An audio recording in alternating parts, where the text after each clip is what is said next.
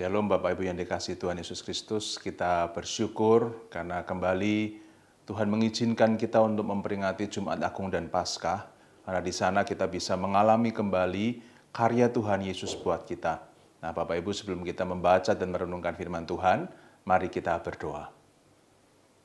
Bapa yang Maha Kasih, kami sungguh bersyukur. Engkau adalah Tuhan yang mau berkarya bahkan mengorbankan diri demi kami, orang-orang yang tidak layak ditolong, apalagi diselamatkan. Untuk itu Tuhan, di dalam peringatan Jumat Agung dan Paskah ini, kami mohon Allah Roh Kudus memimpin kami, supaya kami benar-benar memiliki pemahaman dan penghayatan yang benar atas karya-Mu buat kami itu, sehingga pada waktu kami harus mengalami banyak hal dalam kehidupan kami dikuatkan, diberikan pengharapan yang pasti di dalam Tuhan. Terima kasih, di dalam nama Tuhan Yesus kami berdoa. Amin. Bapak Ibu sekalian, tema kita di dalam perenungan firman Tuhan saat ini adalah Remember His Sacrifice. Mengingat kembali pengorbanan Tuhan Yesus. Dan Bapak Ibu, untuk mengingat kembali pengorbanan Tuhan Yesus buat kita, ada satu momen yang Tuhan ingin kita selalu lakukan. Berulang-ulang kali, memang tujuannya adalah untuk mengingat pengorbanannya buat kita. Nah, itu yang akan kita renungkan pada saat sekarang ini. Dasar perenungan firman Tuhan saya ambil dari Injil Matius pasal 26, ayat 26 sampai 29, yang merupakan peristiwa perjamuan terakhir Tuhan Yesus dengan murid-muridnya. Saya akan membacakan untuk kita sekalian, begini bunyinya. Dan ketika mereka sedang makan, Yesus mengambil roti, mengucap berkat, memecah-mecahkannya lalu memberikannya kepada murid-muridnya dan berkata, "Ambillah, makanlah, inilah tubuhku." Sesudah itu ia mengambil cawan, mengucap syukur lalu memberikannya kepada mereka dan berkata, "Minumlah kamu semua dari cawan ini, sebab inilah darahku, darah perjanjian yang ditumpahkan bagi banyak orang untuk pengampunan dosa. Akan tetapi aku berkata kepadamu, mulai dari sekarang, aku tidak akan minum lagi hasil pokok anggur ini sampai pada hari aku meminumnya, yaitu yang baru, bersama-sama dengan kamu dalam kerajaan Bapa-Ku." Sampai sedemikian jauh pembacaan firman Tuhan, tentunya selamat dan berbahagia kita semua yang mau dengan tekun dan setia membaca, merenungkan, memahami, serta melakukan firman Tuhan di dalam kesehariannya. Bapak Ibu sekalian, perintah untuk melakukan perjamuan kudus di dalam perjamuan terakhir ini adalah perintah yang tujuannya adalah supaya kita mengingat kembali pengorbanan Tuhan Yesus buat kita. Tapi pertanyaannya Bapak Ibu sekalian, ingatan macam apa? Perasaan macam apa yang kita harus miliki ketika mengenang pengorbanan Tuhan Yesus buat kita? Apakah sekedar melihat film-film mengenai penderitaan Tuhan Yesus kemudian kita terenyuh, kita tersentuh dengan pengorbanan Tuhan buat kita, tetapi kemudian sudah selesai? Apakah kemudian pada waktu kita menghadapi banyak kesulitan dan tantangan, kita tidak melakukan kesalahan, tetapi kita menjadi korban dari kemarahan, korban dari fitnah orang lain, kemudian kita mengingat pengorbanan Tuhan Yesus buat kita? Apakah ingatan semacam itu yang akan segera langsung memberikan kekuatan kepada kita? Nah, itu bergantung pula Bapak Ibu sekalian, bagaimana kita memahami dan menghayati sakramen perjamuan kudus yang Tuhan ingin kita lakukan berulang kali untuk mengingat pengorbanannya buat kita. Apa yang kita pahami? Apa yang kita rasakan pada waktu kita menerima sakramen perjamuan kudus? Nah, Bapak Ibu sekalian, latar belakang dari perjamuan terakhir yang Tuhan Yesus lakukan dengan murid-murid itu adalah perjamuan Paskah. Itu sebabnya kita perlu melihat apa yang dilakukan pada waktu perjamuan Paskah. Apa makna perjamuan Paskah bagi orang-orang Israel ketika mereka akan keluar dari Mesir? Dan apa maknanya ketika Tuhan Yesus mengadakan bersama dengan murid pada perjamuan terakhir? Apakah maknanya sama? Karena ketika Tuhan Yesus melakukan dengan para murid, itu bukan hendak membuat mereka keluar dari Mesir menuju tanah Kanaan. Tentunya ada makna yang baru yang Tuhan mau berikan kepada murid-murid, juga kepada kita. Nah, untuk itu mari kita melihat latar belakang perjamuan terakhir ini, yaitu perjamuan Paskah. Saya akan membacakan kitab Keluaran pasal yang ke-12 ayat yang ke-3 sampai yang ke-11. Keluaran 12 ayat 3 sampai 11 berbunyi begini.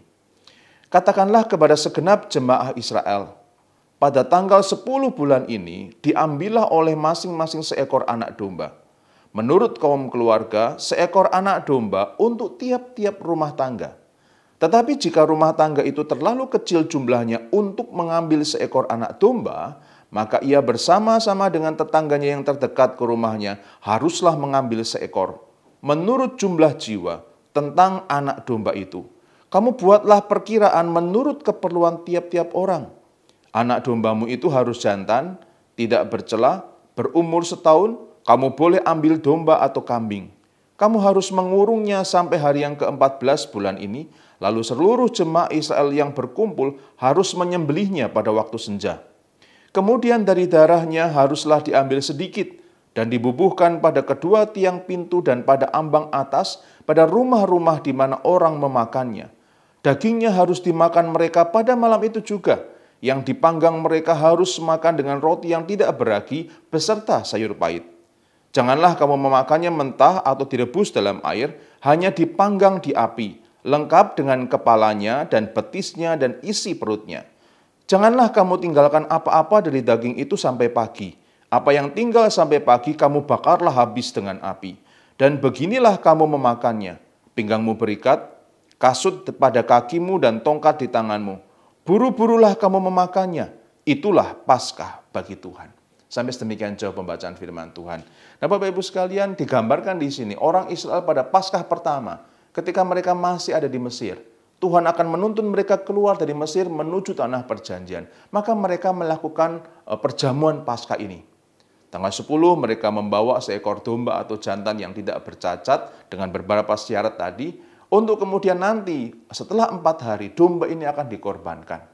Dia akan disembelih, kemudian darahnya harus dioleskan di ambang atas, kemudian pada kedua tiang pintu rumah mereka. Supaya ketika malaikat maut melewati rumah mereka, malaikat maut tidak membawa kematian bagi anak-anak sulung di dalam rumah itu. Nah, Bapak Ibu sekalian, yang mereka makan di dalam perjamuan Paskah ini, dituliskan di sini ada 3. Yaitu domba sebagai elemen terpenting. Kemudian roti yang tidak beragi, dan sayur pahit. Nah, ini yang mereka harus makan. Yang menarik Bapak Ibu sekalian, khusus mengenai domba, karena sebagai elemen terpenting dari perjamuan Paskah ini, mereka harus makan setelah dipanggang, mereka harus makan sampai habis. Sampai besok tidak boleh ada yang ditinggalkan. Kemudian di dalam kitab Bilangan disebutkan bahwa ketika mereka makan, mereka tidak boleh mematahkan satupun tulang dari domba itu. Kalau misalnya Bapak Ibu saya membandingkan kita makan ayam begitu ya, ayam panggang misalnya. Kalau kita suka bagian tertentu dari tubuh ayam ini, apakah itu paha atau dada, kita akan mematahkan tulangnya supaya kita makan menjadi bagian kita. Tetapi pada perjamuan Paskah, domba itu utuh. Tidak boleh satu tulang pun itu dipatahkan. Ketika mereka memakan, mereka motong. Sehingga saya membayangkan sampai besok pagi ketika daging itu habis, maka tulangnya masih membentuk seekor domba. Kira-kira bayangannya seperti itu. Kemudian mereka makan roti tidak beragi dan juga sayur pahit. Itu perjamuan Paskah. Tetapi ketika Tuhan Yesus melakukan perjamuan terakhir, Dia memberikan penekanan bukan pada domba. Walaupun elemen terpenting dari Paskah pertama itu adalah domba. Tetapi dalam perjamuan terakhir yang Tuhan Yesus tekankan justru adalah roti yang tidak beragi dan anggur. Roti tidak beragi memang menjadi bagian dari perjamuan Paskah. Anggur itu hanya minuman sehari-hari pada waktu itu di antara orang Israel. Nah, di sini ada satu pergeseran elemen yang ditekankan oleh Tuhan Yesus. Pertanyaannya, apakah kemudian maknanya itu berbeda? Nah, Bapak Ibu sekalian, ketika mereka merayakan Paskah, kita membahas lebih dahulu mengenai Paskah. Ketika mereka merayakan Paskah, domba itu dikorbankan. Domba itu harus dimakan sampai habis.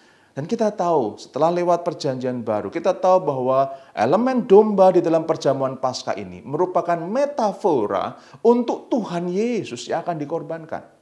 Dia adalah Tuhan yang menjadi manusia yang tidak bercacat, tetapi kemudian dikorbankan, darahnya tercurah untuk menyelamatkan kita. Nah, itu ditulis di dalam perjanjian baru oleh Rasul Paulus maupun oleh Injil Yohanes. Injil Yohanes memberikan satu penggenapan dari perjanjian lama tentang domba itu untuk Tuhan Yesus. Disebutkan bahwa seperti saya ceritakan tadi, Tidak satupun tulang domba itu boleh dipatahkan. Itu rupanya merupakan satu metafora untuk Tuhan Yesus. Ketika dia disalibkan, tulangnya tidak dipatahkan. Ini seolah-olah tidak penting, tapi sebetulnya penting untuk menggambarkan bahwa memang domba Paskah itu adalah metafora untuk Tuhan Yesus. Tuhan Yesus disalibkan pada hari Jumat, Bapak Ibu. Dan pukul 6 sore hari Jumat itu sudah mulai awal dari Sabat. Pada waktu itu, ketika orang disalibkan pada hari Jumat, maka sebelum Sabat, orang yang disalibkan harus sudah mati. Kalau mereka belum mati, maka tulangnya itu akan dipatahkan. Sehingga mereka mati sebelum pukul 6 sore, kemudian cepat-cepat dikuburkan. Dan ketika mereka merayakan Sabat atau memperingati Sabat pada hari Jumat pukul 6 sore, tidak ada orang yang tergantung di kayu salib karena mereka terkutuk. Nah, Tuhan Yesus wafat pada pukul 3 petang. 3 jam kira-kira sebelum Sabat dimulai. Itu sebabnya tidak perlu Tuhan Yesus dipatahkan tulangnya. Tapi penjahat di kanan kiri Tuhan Yesus, rupanya mereka belum mati pada waktu menjelang Sabat. Sehingga orang-orang Romawi harus mematahkan tulang kaki mereka. Dan mereka mati di kayu salib itu, dipaksa mati. Kalau ada orang disalibkan bukan hari Jumat, katakanlah pada hari Minggu Bapak Ibu, maka mayatnya itu bisa dibiarkan berhari-hari sampai mati tergantung. Tetapi Tuhan Yesus disalibkan pada hari Jumat dan sebelum Sabat dia sudah mati tanpa harus dikorbankan dengan tulangnya dipatahkan. Maka jelas gambaran anak domba itu mewakili atau metafora bagi Tuhan Yesus. Begitu pula Tuhan Yesus ketika dia memulai public ministry-nya, pelayanan kepada orang-orang secara umum. Yohanes Pembaptis memperkenalkan Tuhan Yesus dengan istilah itu. Lihatlah anak domba Allah yang menghapus dosa dunia. Bahkan beberapa waktu kemudian ketika Yohanes Pembaptis ngobrol dengan murid-muridnya, Tuhan Yesus lewat di dekat mereka, kemudian Yohanes Pembaptis mengulang kembali dan berkata kepada murid-muridnya, lihatlah, inilah anak domba Allah. Tuhan Yesus diperkenalkan oleh Yohanes Pembaptis sebagai anak domba Allah. Kematiannya yang tulangnya tidak dipatahkan juga jelas menggambarkan dialah anak domba Allah yang mengorbankan dirinya untuk keselamatan umat manusia. Bukan cuma Israel. Itu sebabnya Rasul Paulus berkata bahwa yang Tuhan Yesus lakukan itu adalah pengorbanan yang harum. Persembahan yang harum bagi Allah. Tetapi Bapak Ibu yang menarik lagi, istilah atau sebutan anak domba Allah untuk Tuhan Yesus bukan hanya oleh Yohanes Pembaptis, bukan hanya oleh Rasul Paulus, tetapi kitab Wahyu pun masih memakai istilah itu anak domba Allah di dalam konteks yang khusus. Kalau kita perhatikan misalnya Bapak Ibu sekalian, di dalam Wahyu pasal yang ke-14 ayat yang keempat dikatakan, mereka adalah orang-orang yang mengikuti anak domba itu. Orang-orang yang diselamatkan ini mengikuti anak domba itu kemana saja ia pergi.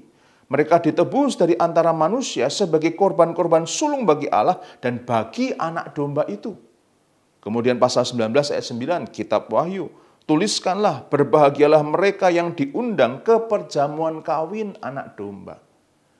Apa itu surga? Apa itu kemuliaan? Karena ayat-ayat ini jelas bicara hal-hal eskatologis. Hal-hal yang akan datang, akhir dari dunia ini. Rupanya sebutan anak domba Allah untuk Tuhan Yesus masih terus disampaikan ketika nanti di surga mulia. Tuhan Yesus disebut sebagai anak domba Allah. Dan yang menarik, surga di sini digambarkan sebagai perjamuan kawin anak domba. Apa artinya? Nah, ini nanti kita lihat ada disebut oleh Tuhan Yesus ketika dia memberikan makna yang baru, elemen yang baru untuk kita peringati. Tuhan Yesus tidak disebutkan di dalam 4 Injil, di dalam perjamuan terakhir itu tentang anak domba.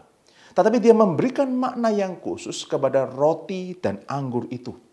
Tadi bacaan kita mengatakan Tuhan Yesus mengambil roti, mengucap berkat, memecah-mecahkannya, lalu memberikannya kepada murid dan berkata, ambillah makanlah, inilah tubuhku. Roti inilah tubuhku, bukan domba itu. Maknanya berubah atau berpindah dari domba itu menjadi kepada roti ini. Inilah tubuhku dan juga anggur. Sebab ketika akan minum Tuhan mengatakan minumlah kamu semua dari cawan ini sebab inilah darahku. darah perjanjian yang ditumpahkan bagi banyak orang untuk pengampunan dosa. Artinya, kita tidak merayakan Paskah seperti orang Israel. Elemen terpenting kita bukan lagi anak domba, karena Tuhan Yesus sudah menggenapinya. Elemen terpenting di sini adalah roti dan anggur. Dan ketika kita membawa roti, kita mengangkat anggur, kemudian kita memakan dan minum, maka kita menghayati tubuh Kristus yang dipecah-pecahkan bagi kita. Dia menderita di dalam penderitaan yang sangat ngeri. Bukan karena kesalahannya, tetapi untuk penebusan dosa kita. Dia menanggung penderitaan yang luar biasa berat untuk kita. Nah, ini yang harus kita kenal. Ini yang harus kita ingat. Tapi sekaligus harus kita hayati. Namun Bapak Ibu sekalian, di dalam 1 Korintus pasal 10 ayat yang ke-16, Rasul Paulus memberikan makna, bukan cuman peringatan. Jadi pada waktu menerima atau melakukan perjamuan kudus, bukan cuman mengingat, membayangkan, tetapi ada satu penghayatan yang lebih dalam. Ingatan kita tentang pengorbanan Kristus. Penghayatan kita tentang karya Kristus bagi kita hari ini. 1 Korintus 10 ayat 16 berkatakan, bukankah cawan pengucapan syukur yang atasnya kita ucapkan syukur adalah persekutuan dengan darah Kristus. Persekutuan. Bukankah roti yang kita pecah-pecahkan adalah persekutuan dengan tubuh Kristus. Jadi penghayatannya bukan hanya mengingat masa lalu, apa yang Tuhan Yesus lakukan, tetapi menghayati bahwa yang Tuhan lakukan ribuan tahun yang lalu itu dampaknya sampai hari ini. Bukan cuma menjadikan pengorbanan Tuhan Yesus sebagai teladan buat kita, tetapi ada persekutuan rohani dengan Tuhan Yesus.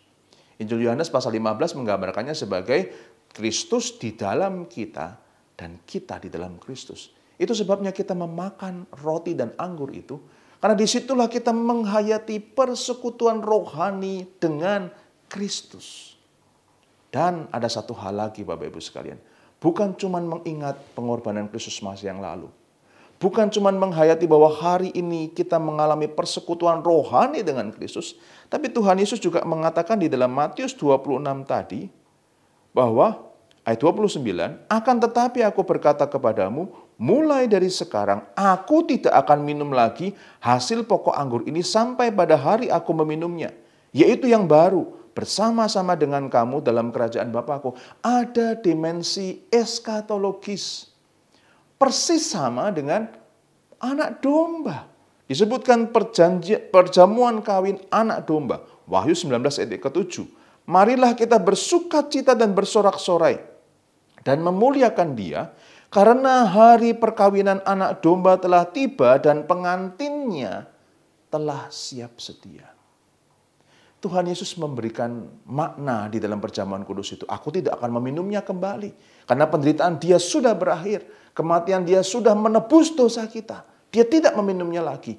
Sampai pada kerajaan Bapakku bersama-sama dengan kamu. Bersama dengan kita. Yaitu di dalam perjamuan kawin anak domba. Di sini jelas apa makna perjamuan kawin anak domba. Yaitu kesatuan rohani yang sempurna antara Tuhan dengan umatnya yang rela menderita untuk Dia. Artinya Bapak Ibu sekalian, ketika kita melakukan perjamuan kudus, sekali lagi, kita juga memiliki pengharapan akan kematian Kristus itu menebus kita, memberikan keselamatan kekal selama-lamanya. Dan kita mengalami persekutuan rohani yang utuh dan sempurna dengan Kristus. Yang disebutkan sebagai perjamuan kawin anak domba. Kitalah mempelai wanita. Kristus mempelai pria kita. Artinya kalau kita mengingat pengorbanan Kristus, Bapak Ibu sekalian, bukan cuman kita mengingat peristiwa 2000 tahun yang lalu. Itu oke, tetapi bukan cuman itu.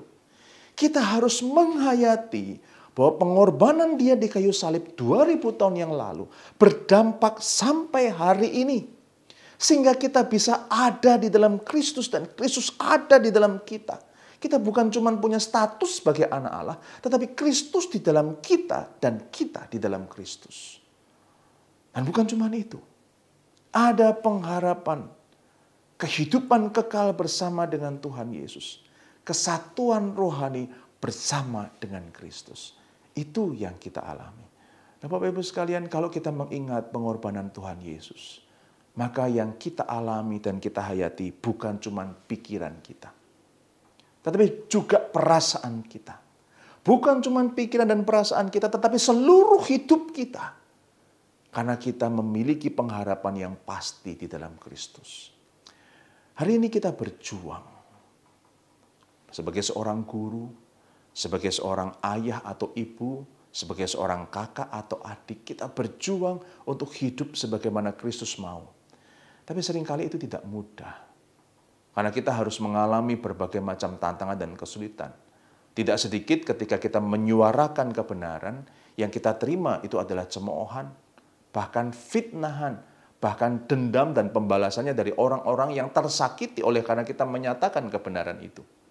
Sebagai seorang guru, kita kadang-kadang mesti harus siap disalahpahami, mungkin oleh orang tua, mungkin oleh rekan-rekan kita, mungkin rekan pelayanan kita, mungkin rekan sama-sama pengajar, guru, atau siapapun bisa melakukan hal yang keliru terhadap kita. Disinilah kita mengingat kembali pengorbanan Kristus, yaitu kita tidak sendiri menghadapinya. Karena Kristus di dalam kita. Kita tidak sendiri dan kita tetap punya harapan bahwa kita tetap hidup di dalam kebenaran. Sekalipun kita mengalami kesusahan dan penderitaan oleh karena itu. Oleh karena kita punya pengharapan. Apa yang kita lakukan di dalam kesetiaan kepada Tuhan, keteguhan hati kita walaupun menderita dan disakiti, itu membawa kita untuk memiliki pengharapan bahwa ketekunan dan kesetiaan kita tidak akan sia-sia. Karena Tuhan sudah menyiapkan perjamuan kawin anak domba. Persekutuan rohani yang sempurna, yang utuh bersama dengan Tuhan. Bapak-Ibu sekalian, tahun 2018 ada satu gempa yang luar biasa di sebuah daerah di Tiongkok namanya Wenchuan. Di situ digambarkan gedung-gedung bertingkat semuanya hancur, luluh lantak. Dan tentara dikerahkan untuk menyelamatkan orang-orang yang kena korban. Satu kali ada pemandangan seperti ini. Seorang tentara menggendong seorang bayi dari dalam reruntuhan. Apa yang terjadi? Ternyata Bapak Ibu sekalian, di salah satu reruntuhan itu ditemukan ada jasad seorang ibu yang sedang tertelungkup. Dan di bawahnya itu adalah seorang bayi. Ruby ini meninggal, tetapi bayi itu selamat. Maka tadi digambarkan tentara itu menggendong bayi itu. Kemudian di samping jenazah ibu ini ditemukan sebuah handphone. Dan di dalam handphone itu ada satu teks yang rupanya sengaja ibu ini tuliskan. Dia seolah-olah memberikan pesan kepada bayinya itu. Anakku, ketika engkau selamat, ingatlah bahwa ibu, bahwa mama ini mengasihi kamu. Mama ini mengorbankan nyawanya demi anaknya. Dan anak ini selamat. Nah Bapak Ibu, kalau anak ini kemudian bertumbuh besar, dia menjadi dewasa, apa yang harus dia lakukan?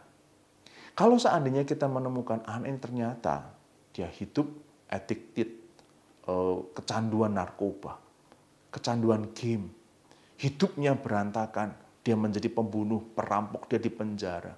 Apa yang kita katakan? Sayang sekali. Mamamu mati untuk kami dan untuk kamu dan kamu melakukan itu sebagai balasannya. Sia-sialah pengorbanan mama kamu untuk kamu. Dia sudah mati sedemikian rupa. Mungkin kalau ada gambar atau foto kita akan tampilkan kepada dia. Ini loh mamamu lakukan ini. Kenapa sebagai balasannya engkau melakukan itu? Kejahatan dan lain sebagainya. Sia-sialah pengorbanan mamamu untuk kamu. Kita akan mengatakan itu kepada bayi itu yang sudah menjadi remaja atau pemuda. Dan Bapak Ibu, mari kita mengatakan itu kepada diri kita. Kalau sampai hari ini kita memaknai kematian Kristus itu dengan berbuat curang. Dengan kata-kata kotor atau kata-kata kasar, membalas orang yang berbuat jahat kepada kita dengan kejahatan, bahkan yang lebih lagi. Kalau kita tidak setia memuliakan Dia, maka pengorbanan Kristus untuk kita seolah-olah sia-sia. Kejahatan anak yang saya gambarkan tadi tidak lebih buruk daripada kita.